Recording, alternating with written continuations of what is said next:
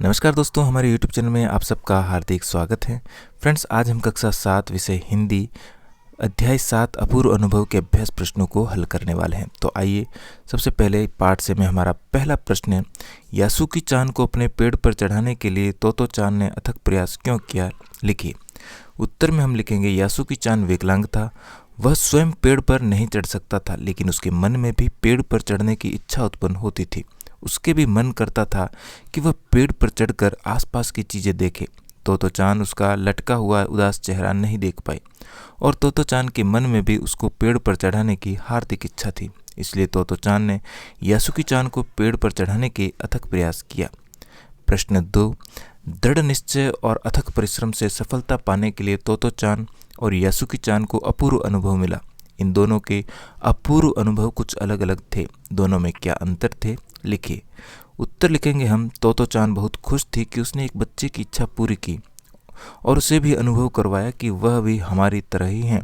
दूसरी ओर यासुकी चान का अनुभव तोतो चान से अलग था। उसने कभी सोचा भी नहीं होगा कि वह ऐसी हालात में भी कभी पेड़ पर चढ़ पाएगा, लेकिन खुद और तोतो चान की मदद से उसने सफलता प्राप्त की और उसकी खुशी का ठिकाना ही नहीं था। प्रश्न 3, पाठ में खोज कर देखिए कब सूरज का ताप यासुकी चान और तोतो चान पर पड़ रहा था। वे दोनों पसीने से तरबतर हो रहे थे और कब बादल का एक टुकड़ा उन्हें छाया देकर कड़कती धूप से बचाने लगा था। आपके अनुसार इस परिस्थिति की बदलने का क्या कारण हो सकता है?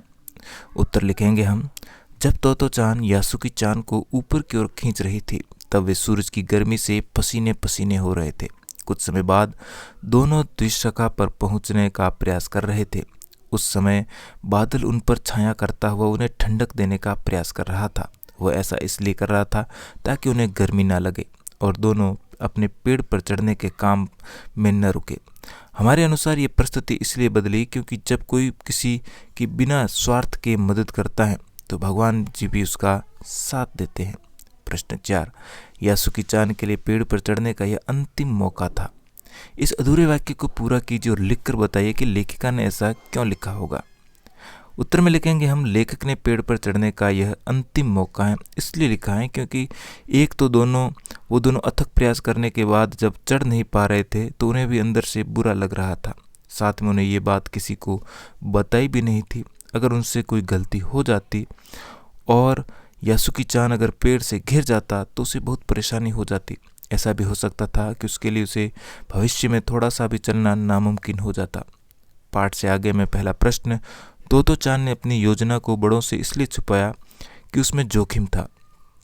यासुकी चान के घिर जाने की संभावना थी, फिर भी उसके मन में यासुकी चान को पेड़ पर चढ़ाने की दृढ़ इच्छा थी। ऐसी दृढ़ इच्छा बुद्धि और कठोर परिश्रम से अवश्य पूरी हो जाती है। आप किस तरह की सफलता के लिए तीव्र इच्छा और बुद्धि का प्रयोग कर कठोर परिश्रम करना चाहते हैं? उत्तर में हम लिखेंगे, मैं भविष्य में अपनी नौकरी के लिए अथक प्रयास करना चाहूँगा ताकि मैं अपने परिवार के हर सपने को पूरा कर सकूं, उन्हें कभी कोई परेशानी न हो। साथ में मैं यह भी कोशिश करना चाहूँगा कि अपने आसपास के गरीबों को भी मैं मदद कर सकूं, चाहे इसके लिए मुझे कितने भी अथक प्रयास क्यों न करने पड़े। प्रश्न 2, हम अक्सर बहादुरी के बड़े बड़े कारनामों के बारे में सुनते रहते हैं, लेकिन अपूर्व अनुभव कहानी एक मामूली बहादुरी और जोखिम की ओर हमारा ध्यान खींचती है। यदि आपको अपने आसपास के संसार में कोई रोमांचकारी अनुभव प्राप्त करना हो तो कैसे प्राप्त करेंगे? उत्तर में हम लिखेंगे, यदि हमें भी तोतो चान की तरह रोमांचकारी अनुभव प्राप्त करना है तो जितना हो सके हमें अपने आसपास के परेशान लोगों की मदद करनी चाहिए। कल्पना और अनुमान में हमारा पहला प्रश्न, अपनी माँ से झूठ बोलते समय तोतो चान की नज़रें नीचे क्यों थी? उत्तर में हम लिखेंगे, तोतो चान झूठ का सहारा ले रही थी। जब भी हम कभी किसी से झूठ बोलते हैं तो हमारा मन अशांत होता है। हमें खुद से ही लगता है कि हम भी कहीं कुछ गलती कर रहे हैं। और तोतो चान तो एक विकलांग बच्चे की मदद करने वाली थी।